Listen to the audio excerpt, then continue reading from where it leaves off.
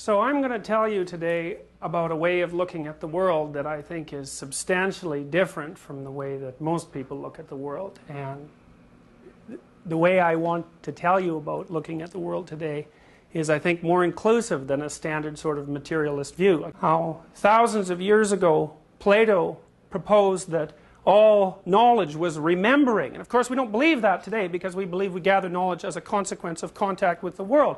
But you'll see today that the knowledge that I'm going to share with you will strike a deep chord of remembering, and it's because everything that you've done throughout your life is in one way or another predicated on what I'm going to tell you today. I'm going to demonstrate this in a peculiar way, I think, because I'm going to start by telling you a story. And the reason I'm going to do that is because models of the world that include phenomena like consciousness and emotions and motivations and actions and interactions are generally portrayed formally in stories and not in scientific theories. I'm going to show you first the structure of the story. Now, this is a very useful diagram in many ways. It's very simple. Basically it says this: whenever you're doing anything, you inhabit a bounded world. Now you know, like for example, you're sitting here in this lecture, there's things you are paying attention to and things you're not. If I took most of you out of this room right now and asked you definitively what color the rug was, you wouldn't know, or what color your chair was, for example, or what the person next to you was wearing, unless that person happens to be your husband or your wife.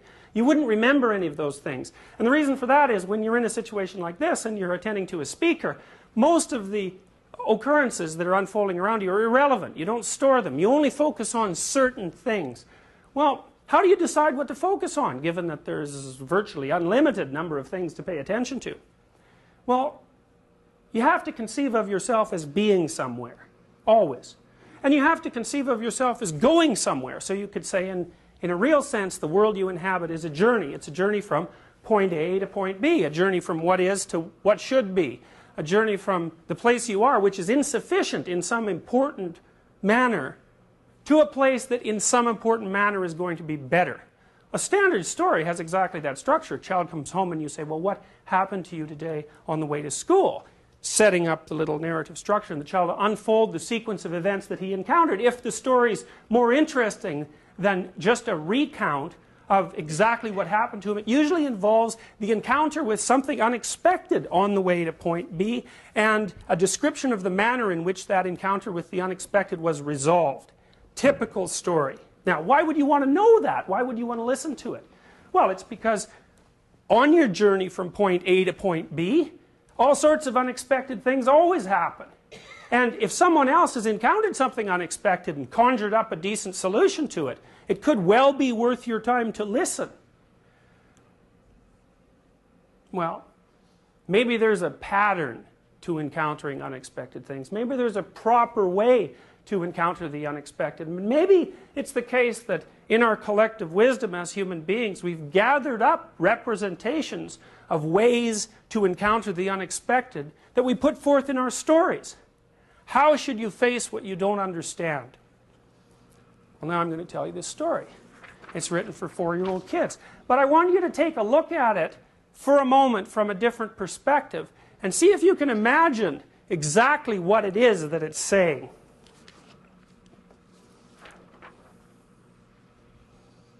There's no such thing as a dragon. Well, we all know that, right? A dragon is a fictitious creature. Reptilian, terrible, lives forever, breathes fire, hoards gold. Strange combination of attributes. Why would something terrible and ancient hold a treasure?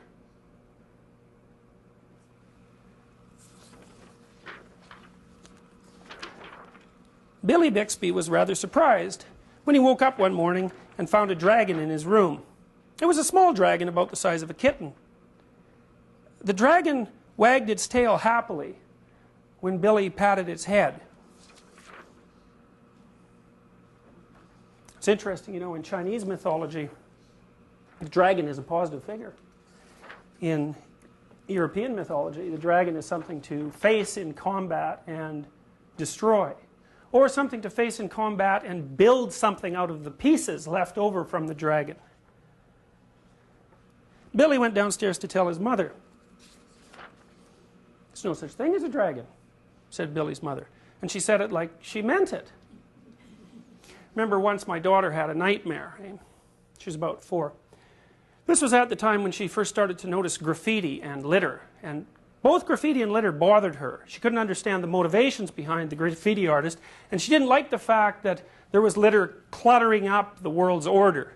And the reason she got sensitive to that as a child was because children are really, really dependent on order, right? I mean, and the reason for that is that their realm of competence is rather restricted. So they don't like to see things messed up. So little kids, for example, they're not happy with you if you play a game with them and then mess around with the rules of the game. They don't like that at all. They think that that's immoral activity, to shake up the structure of the game.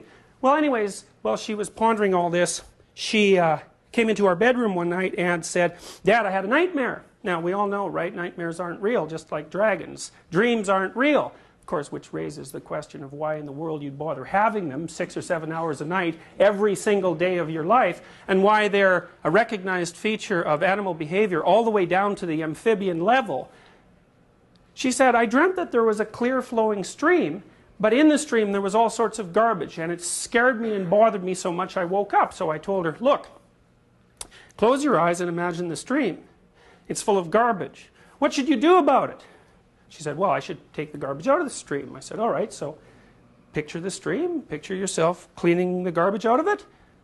She calmed down and went back to sleep. Why? Well, because dreams concentrate on threat. We know that. They present threats to you, threats you haven't been able to deal with well. There's a part of your brain that tracks threats, and it's not really all that smart in some ways. All it does is say, "Look, here's the problem." And it's waiting for the rest of your brain to conjure up some solution to that problem. And if it doesn't conjure up a solution, then it just presents the problem over and over and over and over and over. So people who have post-traumatic stress disorder, for example, who've been really upset by their contact with something unexpected, dream about the same tragedy forever until they solve it. And they solve it by facing it and living it over and over, voluntarily. So you might think right off the bat from listening to that little story that suggesting to your 4-year-old daughter who's just had a nightmare that her fears aren't real and that the dream representation of them isn't real because it's not tangible like a table might not really be the best approach to the problem. So you see, Billy, he's pretty much got it right off the bat, right? The dragon wagged its tail happily when Billy patted its head. Billy went downstairs to tell his mother. "There's no such thing as a dragon," said Billy's mother, and she said it like she meant it. So there's a dragon in this house. Now the next thing you might wonder is, how often have you actually gone into a house where there's a dragon? My guess is if you don't take this particularly specifically and allow yourself to use your imagination and to think metaphorically for a moment, you've all encountered dozens of houses that were filled right to the rafters with various dragons, all of which were being studiously ignored by the people who inhabited the house. Billy went back to his room and began to dress. The dragon came close to Billy in a friendly manner and wagged its tail, but Billy didn't pat it. If there's no such thing as something, it's silly to pat it on the head. Billy washed his face and hands and went down to breakfast. The dragon went along. It was bigger now, almost the size of a dog. Billy sat down at the table. The dragon sat down on the table. This sort of thing was not usually permitted, but there wasn't much Billy's mother could do about it. She'd already said there was no such thing as a dragon. And if there's no such thing, you can't tell it to get down off the table. Sometimes I sit with friends of mine who have very young children to eat, say. And the children, 2 or 3 years old, don't sit at the table, they sit on the table, or they run around the table, or they run around the table and pull things off the table, or they run around the house and pull things off all the shelves in the house and keep their parents so busy chasing them around that they have no time whatsoever to interact as adults. Well, you have to wonder under those circumstances whether you're dealing with a child or a dragon, so to speak. And you also might wonder whether or not the dragon is large and unruly, precisely because the parents are completely unwilling to admit that it actually exists. Mother made some pancakes for Billy, but the dragon ate them all. Mother made some more, but the dragon ate those too. Mother kept making pancakes until she ran out of batter. Billy only got one of them, but he said that's all he really wanted anyway. One time, an acquaintance of ours in Boston brought their son over to be babysat at our house, and his nanny had just been in a car accident, so he was being shunted from house to house while his parents went off to work. And he didn't have a very good reputation, this kid. He was about 4. And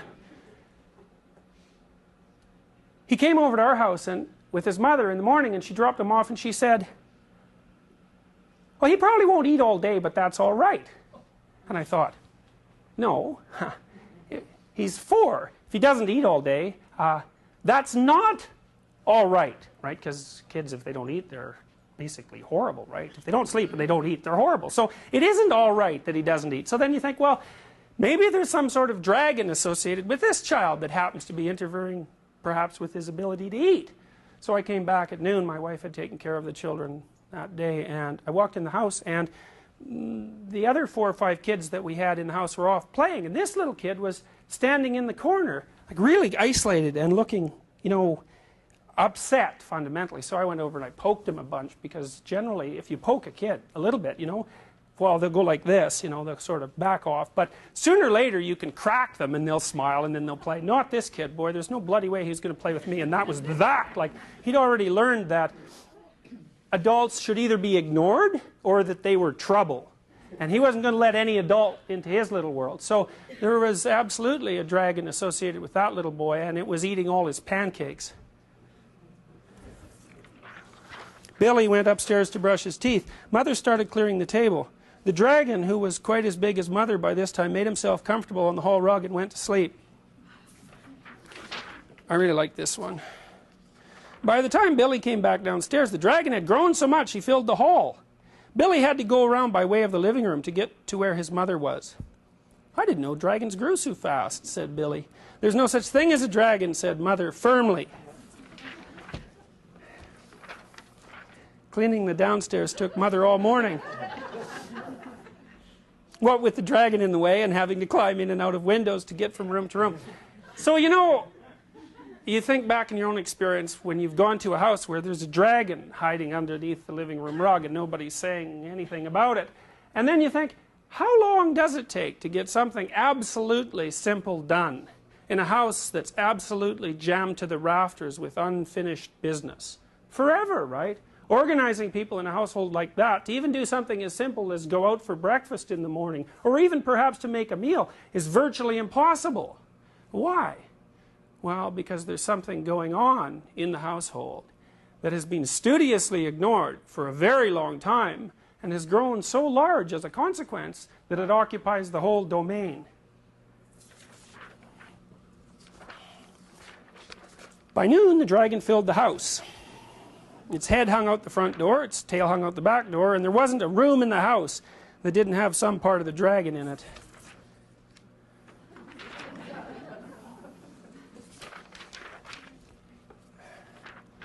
When the dragon awoke from his nap, he was hungry. A bakery truck went by. The smell of fresh bread was more than the dragon could resist. He ran down the street after the bakery truck. The house went along, of course, like the shell on a snail.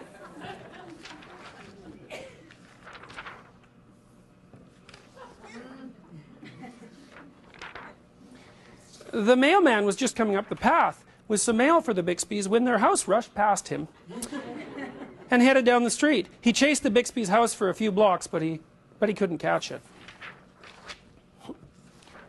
When Mr. Bixby came home for lunch, the first thing he noticed was that his house was gone. Luckily, one of the neighbors was able to tell him which way it went. You know, that sort of thing happens to people not infrequently too, right? They're not really looking around much at what's going on, and they come home from work one day and their house is gone. And what does that mean? Well, maybe their children have become completely alienated from them, or maybe their wife has decided suddenly, but of course not so suddenly, to leave. Why? Well, according to this story, it's because something ignored was growing in the house.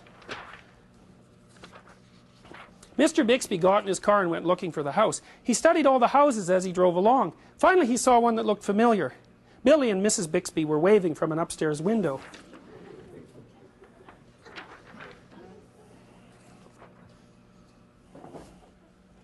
You know, in the 1890s in India, when a house was being built, the local priest, equivalent to the priest, would come by to set the foundation stone, and when he set the foundation stone, he'd take a big spike and drove it into the ground. And the reason he drove it into the ground at the place where the foundation was going to be laid was to keep the great dragon that is underneath the earth firmly pinned down by its head so it couldn't move and shake the house to bits. And what does that mean? Well, it means the same thing that's meant in the New Testament when you're told not to build your house on a foundation of sand, right? It doesn't matter how good the house is or how well constructed it is or how rich it is if the foundation is made out of sand or if it rests on top of a dragon. There's nothing in that household that's ever going to be accomplished that's positive. And the wealthy display that the house might consist of is nothing but a sham. Mr. Bixby climbed over the dragon's head onto the porch roof and through the upstairs window. "How did this happen?"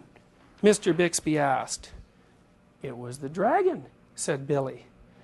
"There's no such thing," Mother started to say. "There is a dragon," Billy insisted, "a very big dragon." And Billy patted the dragon on the head. The dragon wagged its tail happily. Then, even faster than it had grown, the dragon started getting smaller. Soon it was kitten size again. "I don't mind dragons this size," said Mother.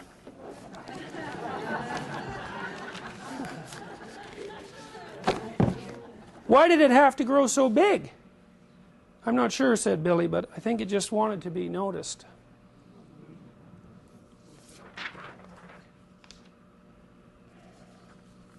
So the first thing you might think about is just what happens if you don't pay a bill? Like really don't pay it, right? I mean, when it first comes in, it's only the size of a kitten. But if you leave it alone for 2 or 3 years, it pretty much grows into a full-fledged dragon. Why? Well, because things that you ignore have a life of their own, a complex life, like a bill. A bill is attached to a whole industrial complex, right? One of whose major functions is to make sure that you pay the bill. And if you don't pay the bill, then you immediately find out what it's connected to. It's connected to something immense and very troublesome, and if you allow the full force of that thing to manifest itself, it's not pretty.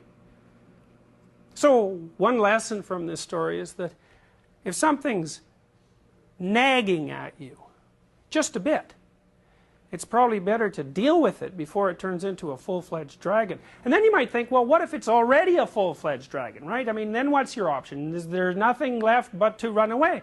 And so then I can tell you what we know from 50 years of studying the outcome of clinical psychological interventions. So let's take an extreme case, right? Let's say something truly terrible has happened to you, and as a consequence of that, you're in shock, post-traumatic shock, which is a condition that's sufficiently serious to damage your brain over time. It's not only a psychological disorder, it's a physical disorder. If you're really stressed, your cortisol levels shoot up. And if your cortisol levels shoot up, that cortisol in high doses is a neurotoxin, starts to damage your brain. So let's take a very extreme case and imagine that you've been violently sexually assaulted, and as a consequence of that, you're in post-traumatic shock. How do you get cured? So that means you can't really go outside. You certainly can't encounter anything that's associated with the event. Your sense of integrity and personal safety has been completely destroyed. Is there any way you can get back on your feet? Now, there's a woman named Edna Foa in New York, I think one of the world's top clinical psychologists, and she's been dealing with women who have post-traumatic stress disorder for decades. And she's found a treatment that works. And the treatment is this. She has the women relive the event in as much detail as possible, over and over in their imagination, with the accompanying emotion. And she's found, because she's done physiological measurements on her clients, that those women that allow themselves to get the most fully upset as a consequence of the reliving get better faster and stay better longer. The clinical evidence is absolutely clear. When you take someone to therapy, you're basically doing two things to them. Well, three. You allow them to confess what's wrong with them, because it's really useful to actually say what it is that's bothering you. It makes it clear and distinct. You help the person get their story straight, because you have to have your story straight, right? You have to know where you're coming from, and you have to know where you're going, because otherwise there's no structure for your life. And the third thing is, if your path from point A to B is being blocked by something that you're afraid of, you better learn to confront it, because if you don't, it will grow and expand until it turns into the kind of dragon that occupies your whole house.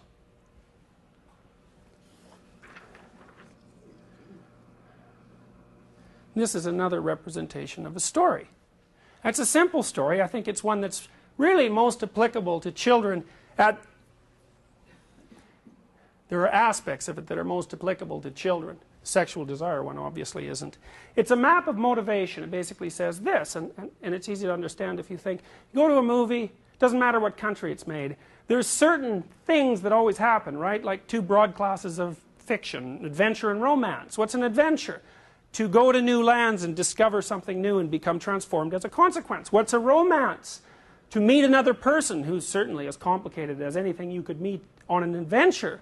And again, to be transformed as a consequence of the contact. Two fundamental plots. Why? Why are there fundamental plots? And why can we understand them without them being explained to us? Well, it's because fundamentally we're all very, very similar. We have a finite set of basic needs. So for example, hot people would rather be cool. Thirsty people would rather have water. Hungry people would rather eat. And these motivations color what we conceive of as our ultimate destiny. So in the Old Testament, for example, an agrarian community, often hungry, paradise was construed as the land of milk and honey. Well, why? Well, milk is high in fat, and honey is high in glucose, and if you're hungry, really hungry, there's nothing you want more than fat and sugar. Affiliative desire. We like to be around other people. Sexual desire. A fundamental sub-element of a romantic plot. These underlying motivational systems of ours set us up bounded worlds within which we live. So for example, if you fall in love with someone and you construe your destiny as being with them, any indication that they're pleased with you is going to produce a rush of positive emotion. Why? Because our emotional systems are set up so that any sign that we're moving towards our goal is responded to with a rush of positive emotion. And conversely, a frown from the person that you love, especially in the initial stages of a romance, is met with a flood of negative affect. Why? Because anything that stops us on the path that we've chosen produces negative emotion. That's how we're set up. And our emotional systems are actually quite straightforward. We posit a goal. The thing about people is that we can posit virtually anything as a goal. That's one of the things that distinguishes us from animals. So we can all be thrilled to death when our favorite soccer team scores a goal, because we participate in what they're doing the same way we participate in watching a protagonist on a movie or in a book. We can feel it.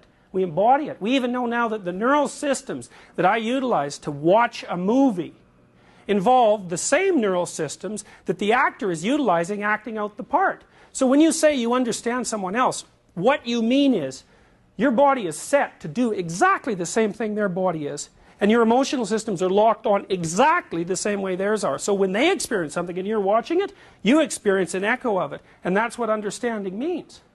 And it turns out as well that those neural systems that allow us to embody someone else and to imitate them are right underneath the structures that we've evolved to use for language. And what that indicates is that mostly what we use language for is to tell stories.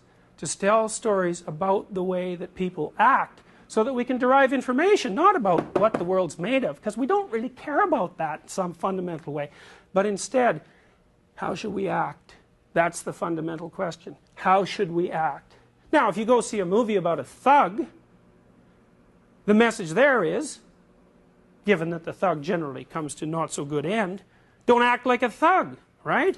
Interesting though it might be, compelling as a lifestyle, at least sufficiently compelling so you'll watch it, it's not a good long-term strategy. What is a good long-term strategy? You know, we've been collecting stories as people for we don't know how long, really. We don't know. 100,000 years maybe. There's been creatures like us, indistinguishable from us, for 100,000 years. And we know that societies that appear to be more or less as archaic as those old societies tell stories, have rituals, have mythology. We have ancient written stories, like the Enuma Elish, which is a Sumerian story, the oldest written story we have, 4,000 years old, based on a oral tradition that's probably 20,000 years older than that. We've been collecting stories for a long, long time. What do they mean? What are they good for? Well, imagine this, you know, you tell a story to your husband or your wife, about something interesting that you saw, right? Well, then imagine that you could collect 1,000 of the most interesting stories. And then imagine that you were some kind of literary genius like Shakespeare, and you could take those 1,000 interesting stories and boil them down to 100 really interesting stories. And then imagine that you had 10,000 years to gather up those 100 most interesting stories and average them, and you could come out with one perfect story, the best story, the most interesting story that you could possibly tell. Well, that's what a myth is. It's the most interesting story you can possibly tell. And just as this little story that I just told you had an underlying mythological structure, virtually every story you ever see has such a structure. That's why it's compelling to you.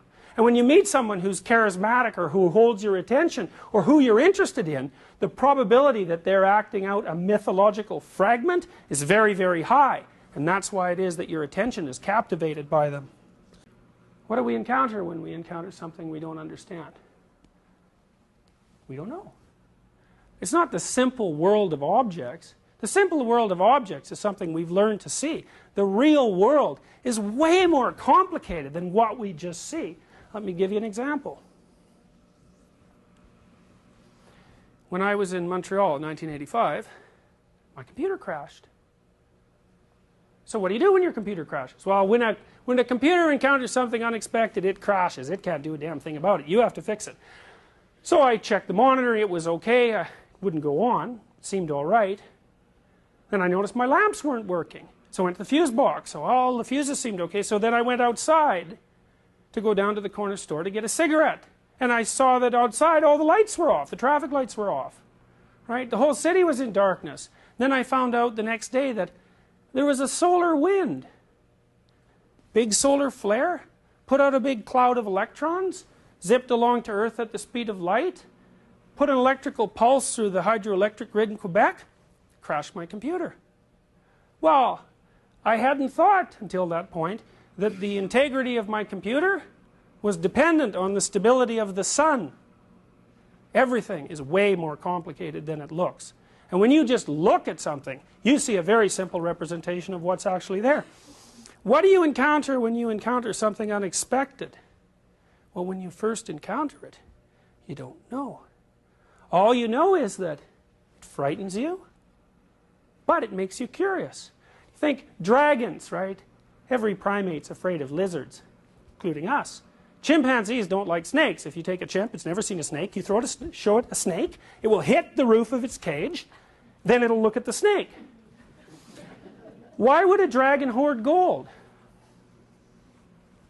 Because a dragon represents everything that you're afraid of.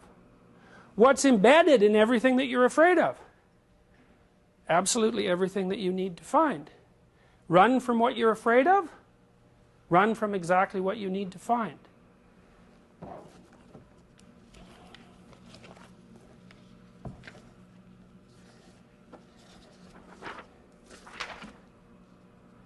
One of the oldest dramatic representations we know of, not this specific painting, this is St. George and the Dragon, right? Dragon lives in the ground,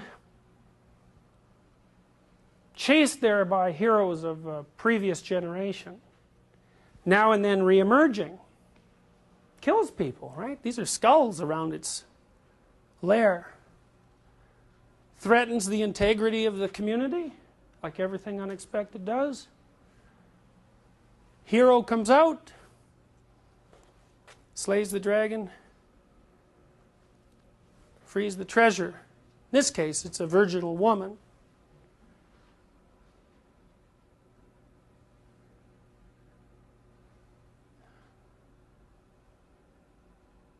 Dragons hoard gold because the thing you most need is always to be found where you least want to look. I'm going to close this with another dream. This is a dream my 5-year-old nephew had. Now, you got to get the context of this dream, right? A year after this dream, parents were divorced. So there were dragons in the house. He was about 4 at this time. He was running around the house with this little plastic knight helmet on and a sword. He was zipping around killing things with it. Doing this all the time. And even when he went to sleep at night, he'd put the sword by his pillow and the knight helmet on his pillow. Now every night, or every second night, or every third night for 6 months, he'd been waking up screaming. Now why? Well, he was about to go to kindergarten, right? So that's a real threshold for a kid. Away from maternal dependence fundamentally into the real world. That's a new thing. But also there was upset in his house. So I was there one night when he woke up screaming. Next morning I said, well, did you dream anything? And so he launched into this story. He said, he was in this field, and these little creatures, like dwarfs, were coming up to him, and they didn't have any arms, they just had legs. And they had big beaks, and they were covered with hair and grease, and on top of their head was a cross shaved into this hair. And there's lots and lots of these dwarfs, and they were jumping on him with their beaks, biting him. We all looked at him, thought, well, it's no wonder you're waking up screaming, right? I mean, you know, that doesn't sound so good. And then he said, well, wait, there's more, right? Back in the distance, there's a dragon, and the dragon is puffing out fire and smoke. And every time he puffs out fire and smoke, it turns into these dwarfs. Big problem, right? Just like the problem of the Hydra in Greek mythology. Cut off one head, 7 more appear, right? So what are you going to do about these dwarfs? Kill one, big deal. 10 more are coming. I said, what can you do about that? Now, in a legal trial, that would have been an inadmissible question, right? That's called leading the witness. Because what I told him was, despite the horror of this situation, you maybe could do something about it. And he said, ha, I'd take my sword, I'd get my dad. That's a good idea, right? Dad, there's the real dad, and then there's the tradition dad, right? You might as well have your father by your side if you're going to go into battle. I'd take my sword, I'd get my dad, I'd go to where the dragon was. I'd jump up on his head, I'd poke both of his eyes out with the sword, I'd go down his throat to the place where the fire comes out, I'd cut a piece of that box out and I'd use it as a shield. And I thought, wow, that's unbelievable. Unbelievable that he could do that. It's perfect, right? There's no sense going after the dwarfs because there's thousands of them. You might as well go after the dragon. What happens if you go after the dragon? You get a piece of it, right? A piece of its center nature. A piece that can defend you against anything, including other dragons. So what if this was the case, you think? Evolutionarily speaking, or religiously speaking. What if we were adapted to the world? You know, what if it's not the simple place of dead objects that we think it is? What if it's something a lot more alive, a lot more like a story? What if the story is something like this? You have absolutely everything you need, but you have to use all of it. If you run away from any of it, and in particular the parts of it that frighten you, which, you know, there's endless reasons to run away from. If you run away from any of it, you don't get that piece of the dragon. If you miss even one piece, there's a chink in your armor. There's a place where you're vulnerable. If you make even one mistake, you lessen yourself. If you lessen yourself, you're going to run away more. Not only that, when someone wants to lean on you, they're not going to be able to lean on you because you'll just fall over. What if it was the case that we were adapted to the world, really adapted to it, so that if we made full use of all the talents we had, we'd be okay?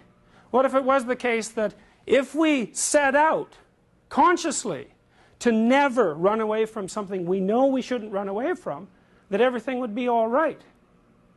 Well, you can think whatever you want to think, but this is what I think. I think it's bloody amazing that that little kid's book that I read you at the beginning of this lecture had all that information in it.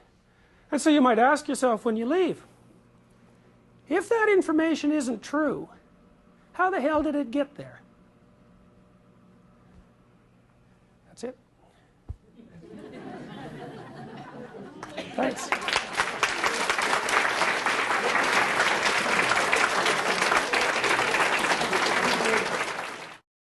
Support Ontario's public television. Donate at tvo.org.